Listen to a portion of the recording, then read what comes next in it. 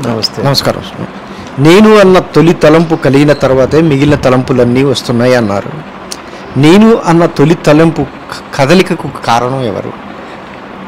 ఒకవేళ నేనే అయ్యేటట్లయితే అది నాకు తెలియకుండానే జరుగుతుందా అని నా డౌట్స్. ఒక మాటలో చెప్పిన కథ వివరణ భగవాన్ అదే చాలా గొప్పవారండి. ఆయన చాలా అసాధ్యులు, గంభీరమైన వారు. నేనన్న తలంపు పుట్టిన తర్వాతనే అన్ని తలంపులు వస్తున్నాయి అన్నారు కదా. మీరేం ప్రశ్నిస్తున్నారు? అసలు ఎందుకు పుట్టింది అన్నారు కదా. నేనన్న తలంపు వచ్చిన తర్వాతే పుట్టింది అది.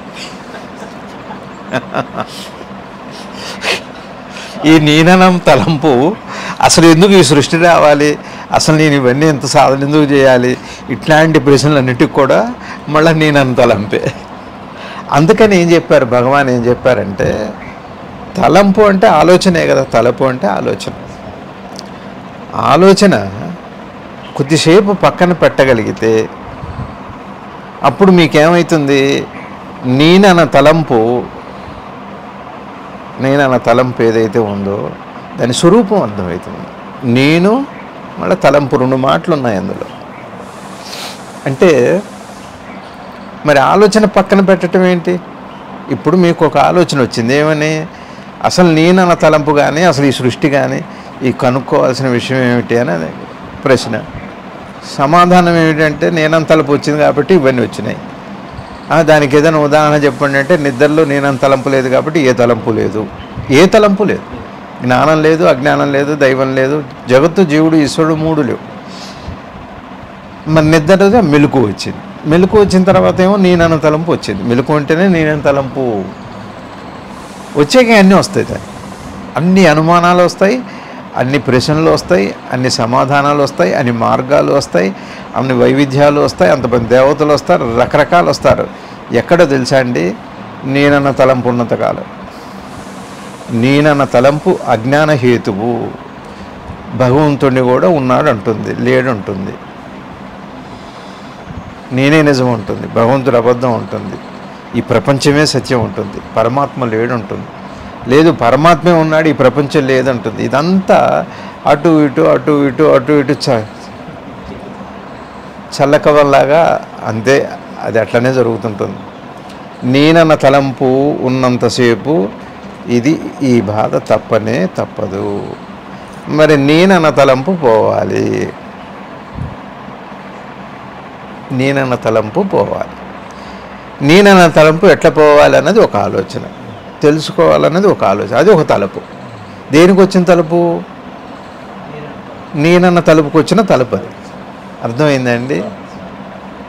ఇప్పుడు ఎట్లా పోవాలి దానికి అంటే మళ్ళా మార్గం ఏమిటి అంటే ఒకటే ఒక సీక్రెట్. భగవాన్ ఏం చెప్పారంటే వేరే మార్గమే లేదు, తలుపులు తీసివేయటమే మార్గం. దానికి తలుపులు ఒకటి, తలుపు ఒకటి.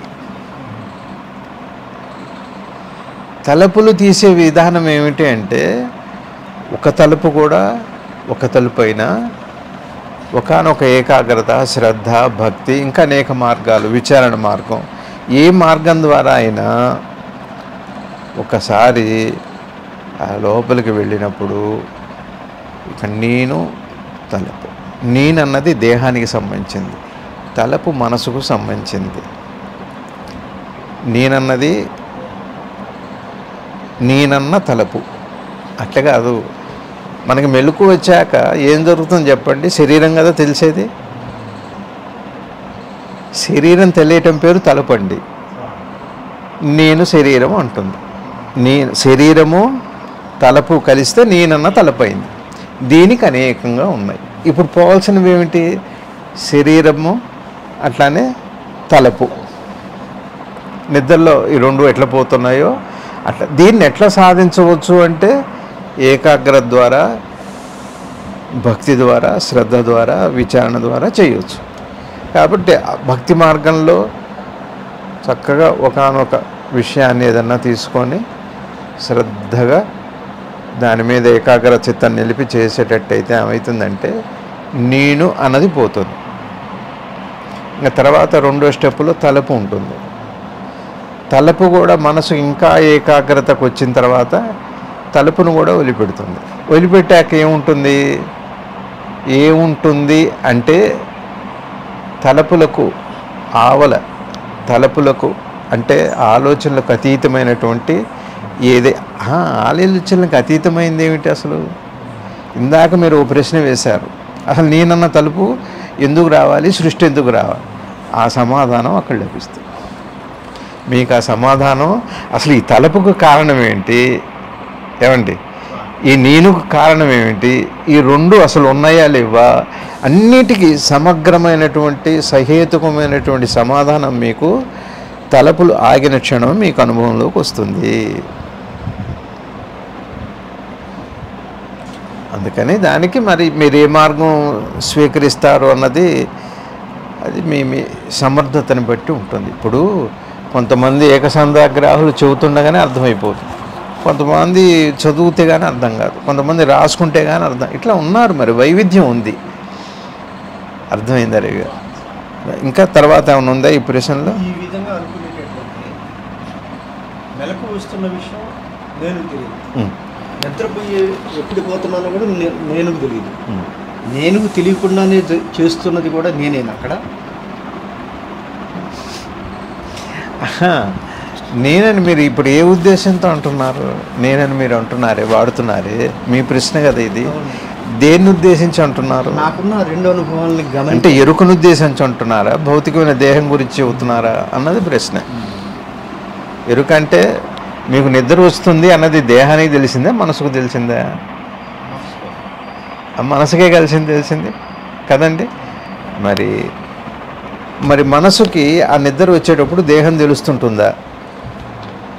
అది చూడండి ఒకసారి. నిశ్చితంగా నిద్ర వచ్చేటప్పుడు ఏం జరుగుతుంది, శరీర స్పృహ ఉంటుందా తగ్గుతుందా చూడండి, మీకు అర్థమైపోతుంది. ఇప్పుడు ఇక చూడండి, నేనన్న తలుపు అంటే అర్థం ఏంటి?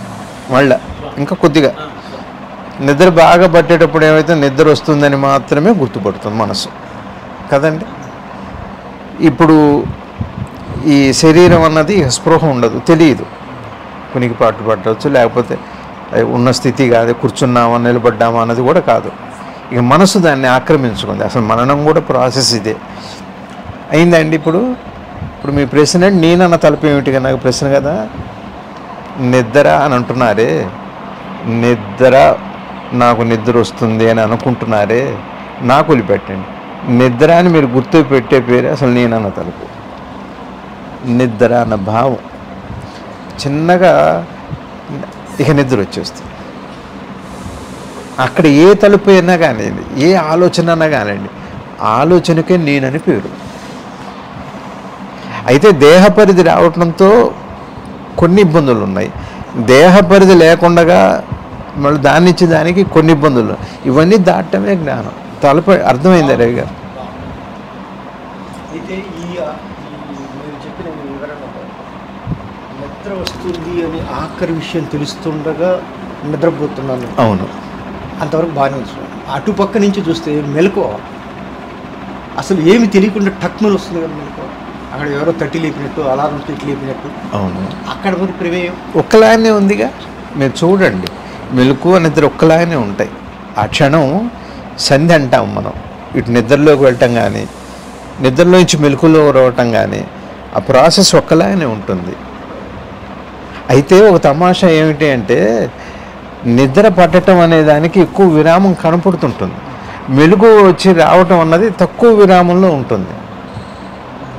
మీరు ప్రాసెస్ ఎక్కడైనా అర్థం చేసుకో. మీరు మెలకువలోనే సత్యాన్ని దర్శించక్కర్లేదు, నిద్రపోయేటప్పుడు కూడా ఎట్లా ఉంది ఒక్కటే చెబుతా చూడండి. నేను అనేది ఏదో కాదండి, తలపే నేను, దేహం కూడా కాదు, తలపే. చివరి తలుపు పడిపోతే నిద్ర అంటున్నాం, మెలకువలో చివరి తలుపు పడిపోతే జ్ఞానం అంటున్నాం. మెలకువలో ఏ తలుపు లేకపోతే దానికి జ్ఞానం అని పేరు. మెలకువ లేకుండా ఏ తలుపు లేకపోతే దానికి నిద్ర అని పేరు. అర్థమైందండి? తలపే నేను. ఒక తలుపు ఉంది అంటే అనేక రకాలైన ఆలోచనలు, వైవిధ్యం, కాదని అవునని, సమర్థన, ఖండన, ఇట్లా అనేక రకాల వైవిధ్యంతో కూడినటువంటి క్రియలు కోటాను కోట్లుగా వస్తాయి. సుమారు 3 కోట్ల గుణాలతో ఉంటుంది అది. ఒక్క తలుపు మీరు చూడండి, ఒక్క తలుపుతో మీరు ఉండగలరేమో చూడండి. ఒక్క తలుపు రాగానే దాని చుట్టూ బోళ్ళంతా, ఇంకో తలుపు రాగానే మళ్ళీ దాని చుట్టూ బోళ్ళంతా, అట్లా కొనసాగుతుంటుంది. భగవాన్ ఏం చెప్పారంటే, అందుకనే మార్గం ఏం చెప్పారంటే, ఉత్తమమైన మార్గం ఏం చెప్పారంటే, మనలాంటి వాళ్ళకి, ఇప్పుడు నేనున్నా, మంత్రం తీసుకున్నా, ఓం నమ శివాయ అనే మంత్రం తీసుకున్నాను. ఇప్పుడు ఓం నమ శివాయ చేస్తుండగానే పార్వతి అమ్మవారు గుర్తొచ్చింది, వెంటనే గణపతి గుర్తొస్తాం. గణపతి గుర్తొస్తే కుమారస్వామి, గణపతి గుర్తు రాగానే గణపతి కథ గుర్తు రావచ్చు. లేదంటే గణపతిని తలుచుకుంటే పనులు అయితే విఘ్నం ఉండదని మనం ఫెయిల్ అయిన, ఇట్లా ఈ విధంగా.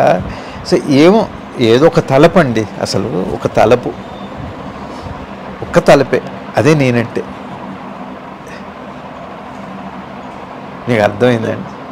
మనం నేను అంటున్నామే. ఇప్పుడు నేనెవరిన ప్రశ్న ఏమిటో తెలుసా? తలపు వేసేది, ఆలోచన వేసేది ఆ ప్రశ్నే. మరి ఎట్ట తెలుస్తుందండి అంటే ఆలోచన పోతే తెలుస్తుంది. ఇప్పుడు ఈ నేనన్న తలపు ఉంది కదా, ఇట్లా ఇవి సాగుతున్నాయి. భగవాన్ ఏం చెప్పారంటే, మార్గం ఏం చెప్పారంటే, ఓం నమ శివాయ, ఏదో ఆలోచన వచ్చింది అట్లా పక్కన పెట్టండి, ఓం నమ శివాయ మాత్రమే చేసుకో. మీకు ఏదో ఒక తలుపు, గులాబీ పువ్వు, ఒక శివుడు, ఒక రూపము, నామము, ఏదో ఒక దాని మీద వేరే ఆలోచనలు వస్తాయి సహజంగా. కానీ మళ్ళీ మంత్రం మీదకి రండి. కొద్దిసేపు తప్పదు, ఈ పోరాటం తప్పదు. సముద్ర మదనం చేస్తే ఎట్లయితే అమృతం పుట్టిందో విషం కూడా పుట్టింది, రెండు ఉంటాయి. అర్థమైందండి? అసలు దాని అర్థం ఏంటంటే, మీరు ఉన్నది ఉన్నట్టుగా మీ వికారాలను చూస్తే అమృతం అన్నా అర్థమవుతుంది. లేదా అమృతం కోసం మీరు చిలుగుతున్నప్పుడు అజ్ఞాన రూపంలో ఉన్న తలుపులు తెలుస్తాయి. ఇది దాని రహస్యం. అది అయిందా అండి? ఇప్పుడు ఇట్లా కొంత 40 నిమిషాలు అవ్వగానే ఏమవుతుందంటే, ఎవరికైనా తప్పక ఆ ఆలోచనలో ఇది తగ్గిపోయి చిన్నగా ఒక ఆలోచన మీదకి వస్తుంది. అప్పుడు ఒక్క ఆలోచన వదిలిపెట్టగల సమర్థత దానికి వస్తుంది. దాని పేరు చిత్తశుద్ధి. ఇది మనం చేయకుండా ఈ ఎంతకాలమైనా ఈ విశ్లేషణ వల్ల ఉపయోగం లేదు. వెంటనే ఈ సాధన మొదలు పెట్టాలి. ఇదొక భగవాన్ చెప్పిన అత్యున్నతమైనటువంటి ఒక విధానం. ఇంతకంటే మార్గం లేదు అన్నారు భగవాన్. ఏమన్నారంటే, ఇంతకంటే మార్గం లేదు. ఆలోచనలు ఆపాలి, ఒక ఆలోచనకి రావాలి, ఒక ఆలోచన కూడా తన మూలంలో లయమైపోవాలి. ఇక్కడ 2 విధానాలు ఉన్నాయి. ఒకటి, ఈ విధంగా సాధన చేసి ఒక ఆలోచన దాకా తీసుకొచ్చి ఒక ఆలోచన కూడా పోగొట్టుకొని ఆ లోపలికి వెళ్ళే విధానం ఒక విచారణ మార్గం. ఇంకో రకమైన విచారణ మార్గం ఏమిటంటే, అసలు మూలం ఏమిటి ఆలోచనకి?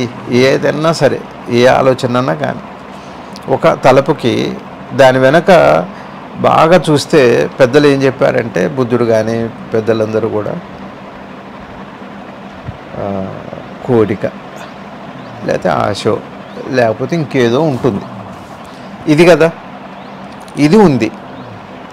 ఇది ఉండటం వల్ల ఏమవుతున్నాయి? అనేక రకాల ఆలోచనలు వస్తున్నాయి. ఇన్ని రకాల ఆలోచనలు ఆపాలి అంటే ఏం చేయాలంటే, ముందు ఆశ యొక్క స్వరూపాన్ని చూడాలి. ఆశ యొక్క స్వరూపాన్ని చూసినప్పుడు ఆశ ఏం చేస్తుంది అంటే, సాధ్యంగా అందాన్ని కోరుకుంటుంటుంది. ఉదాహరణకి, నేను ఒక వస్తువుకి శాశ్వతత్వం ఇవ్వాలని ఆశపడుతున్నా, కోరుకుంటున్నా, సాధ్యం కాదు అది. అందుకని ఏం చెప్పారు పెద్దలు? ఏం చెప్పారంటే, ఈ ఆశని ఇట్లా ఉంచు, దీని శాశ్వతత్వాన్ని ఒకసారి గమనిస్తే సాధ్యం కాదు అన్న విషయం నీకు అర్థమైతే ఈ ఆశ పడిపోదు. ఈ ఆశపోయిన క్షణం ఏమవుతుంది అంటే, ఏది ఆత్మవిచారం చేసి సమాధిలో నువ్వు ఏ సత్యాన్ని అయితే పొందుతున్నావో ఆ సత్యాన్ని మెలకువలో సంపాదించవచ్చు. ఇది ఒక సాధన మార్గం. నీ ఇష్టం, మీకు ఏది సాధ్యమైతే అది. మీకు అది సాధ్యమవుతుందా, ఇది సాధ్యమవుతుందా? ఇప్పుడు మీరు ఒక తలుపు ఏదన్నా ఉందంటే, అసలు నిద్ర అంటే ఏమిటి అంటే, ఒక తలుపు ఆపి ఒక్క తలుపు కూడా లేకుండా పోవటం. మెలుకు అంటే ఏంటండి? ఒక తలుపుతో ఆరంభం అవటం. ఇక్కడ ఏమున్నాయి చెప్పండి? అక్కడ ఒక తలుపే, ఇక్కడ ఒక తలుపే. ఆ ఒక్క తలపే కోట్ల తలుపులుగా మారిపోయింది. అదే సృష్టి అనేకం అవటం అంటే.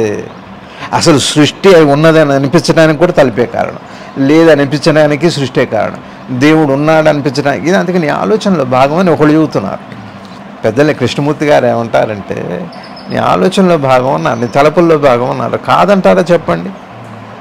కాదంటారా? తలుపు ఉంటే ఇది అంతే ఉంది, తలుపు లేకపోతే అది లేదు. భగవాన్ అడిగారు, ఈ శివుడు విష్ణువు లోకాలు ఉన్నాయా అన్నారు. నువ్వు ఉన్నావని నమ్మితే అవి ఉన్నాయి, నువ్వు ఉన్నట్టే అవి ఉన్నాయి. అంటే లేవంటారా అని అడిగారు. ఊరుకున్నారు అంతే.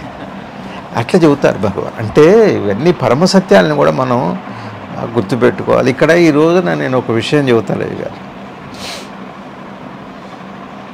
మనకి ఇది ఒక అంతిమ సత్యం గురించి చెబుతున్న మాటలు ఇవి. ఒకటి, ఉనికి ఉంది అని అంటున్నాం. ఉనికి మనకేమైంది? మనసు అంటున్నాం, అంటే ప్రపంచం. ఈ ప్రపంచం నుంచి నాకు అనుభవం, ఏదో మంచో చెడో ఏదన్నా కానీ. ఇప్పుడు మనం జాగ్రత్తగా ఆలోచిస్తే, ఒకటి ఉనికి, రెండు మనసు, మూడు అనుభవం కదండి. అనుభవాలన్నీ కేవలం శరీరం ద్వారా మనసు సంపాదించుకునేది కాదండి. ఈ శరీరంతోనేగా మీరు ఏ అనుభవం సంపాదించుకున్నా. కానీ శరీరం అంటే మళ్ళీ మనసు దగ్గరకు వస్తుంది.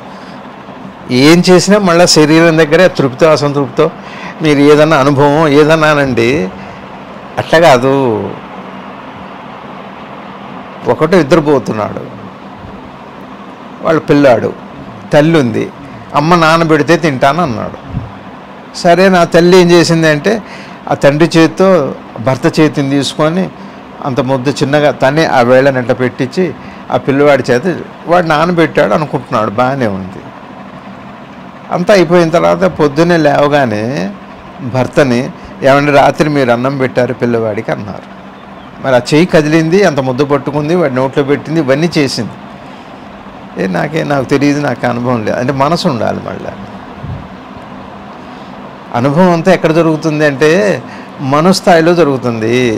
ఏ అనుభవం అయినా క్రియ శరీరం ద్వారా జరిగిన అనుభూతి మాత్రం, అనుభవం మాత్రం మనసు దగ్గరే ఉంది. ఇప్పుడు మనం ఏం చేయాలంటే, అనుభవం ఎక్కడుంది అంటే మనసు దగ్గర ఉంది.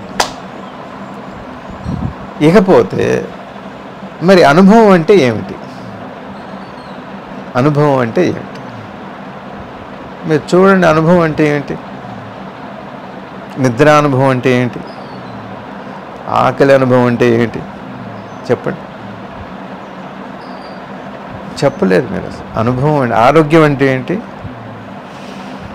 ఆరోగ్యం అంటే ఏంటి అసలు తెలియదు. అనుభవం అనే మాట ఏమిటి అంటే, ఇప్పుడు ఇక్కడ నేను చెప్పదలుచుకుంది ఏంటంటే, ఒకటి, ఇక్కడ ద్రష్ట దృశ్యము అంటే ఈ ప్రపంచము నేను, అనుభవం అన్నది ఒకటి. ఇక్కడ ఏం జరుగుతుంది అంటే, అసలు వాస్తవంగా ఉనికి ఉంది కదండి. మనం ఒక ప్రాసెస్ చెప్పాం. ఏం ప్రాసెస్ అంటే, ఆత్మ ఉంటుంది, ఆత్మలో చైతన్యం, భగవాన్ చెప్పింది. చైతన్యం మనసుగా మారుతుంది, మనసు ఆ తర్వాత దేహం, ప్రపంచం. దేహం వచ్చాకనే ప్రపంచం వచ్చింది. దేహం లేకుండా ప్రపంచం లేదండి.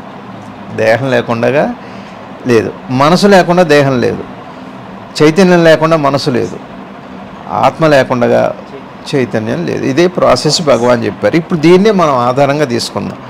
వాస్తవిక ప్రపంచంలో అంటే ఆధ్యాత్మిక అంటే అంతిమ సత్యంలో, అబ్సల్యూట్ ట్రూత్ అసలు ఏం జరుగుతుంది భగవానే చెప్పారు ఆ మాట. కొద్దిగా దాన్ని మనం అర్థం చేసుకుంటే, ద్రష్ట దృశ్యము ఒకటే అన్నారు. ఏమన్నారు? ద్రష్ట దృశ్యము ఒకటే అంటే ఏంటో తెలుసా అండి? ఆత్మ చైతన్యం అయింది అంటే ఆత్మే ప్రపంచంగా మారింది, ఆ వస్తువే. ఎప్పుడైతే అది అయిందో రెండయింది కదా. రెండవటం అంటే వేరు కనపడదు కదా, దాన్నే మనసు అన్నారు. మళ్ళీ అదే మనసు, వేరు కాదు. అంటే ఇప్పుడు ద్రష్ట దృశ్యము తానే అయింది. అర్థమైందా రవి గారు? ద్రష్ట దృశ్యము తానే అయినప్పుడు ఇప్పుడు అనుభవాన్ని మీరు అర్థం చేసుకోండి. అనుభవం ఏమిటో ఇక్కడ ఒక విషయం ఏంటంటే ఆలోచన వేరు, భావం వేరు రవి గారు. ఆలోచన వేరు, ఉన్నది భావము, దాని గురించి తెలియటం ఆలోచన. ఇప్పుడు ఉదాహరణకి ఈ కుర్చీ ఉంది, చాలా మెత్తగా ఉంది, మెత్తదనం భావం.